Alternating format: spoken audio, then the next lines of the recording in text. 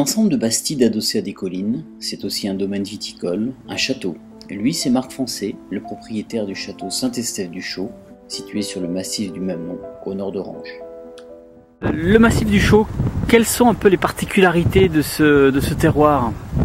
Alors c'est un terroir tout à fait exceptionnel qui présente la particularité de s'y situer à une hauteur moyenne de 100 mètres et dont l'environnement est constitué de collines boisées, comme vous pouvez le voir derrière moi, et ce qui donne, si vous voulez, de la fraîcheur au vin, car les nuits d'été, quand il fait très chaud, la forêt restitue de la fraîcheur au raisin et permet d'équilibrer la chaleur qui est donnée par toutes les pierres que vous voyez au sol, là, qui sont innombrables, et qui permet de faire un vin équilibré, qui vieillit bien et qui est sur le fruit.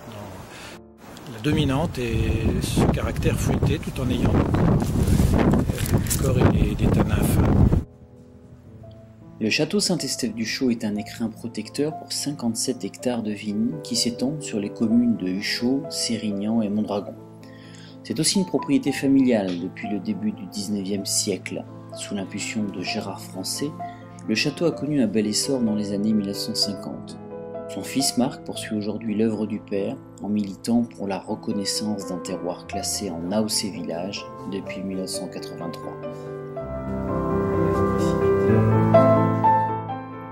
Le château élabore des vins en 3 couleurs en appellation Côtes-du-Rhône, village Massif du Chaux, Côtes-du-Rhône, vin de pays de Méditerranée et vin de pays de Vaucluse. Le domaine est couvert de grenache et de syrah, en blanc, de la roussanne, du chardonnay, du grenache et du vionnier. Michel est d'ailleurs le premier à planter du vionnier dans cette partie méridionale des Côtes-du-Rhône.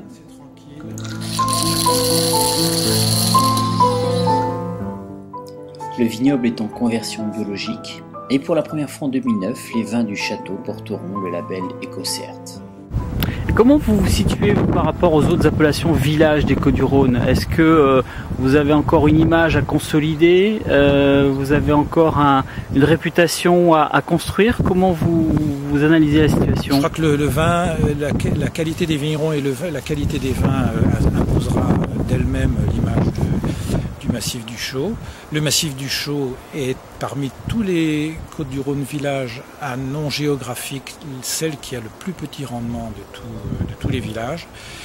Et donc on peut résumer en disant que c'est une appellation qui monte et que nous avons d'autres projets dont on ne peut pas parler encore, mais pour l'avenir du massif du Chaux, on essaye de voir encore plus loin et encore plus haut.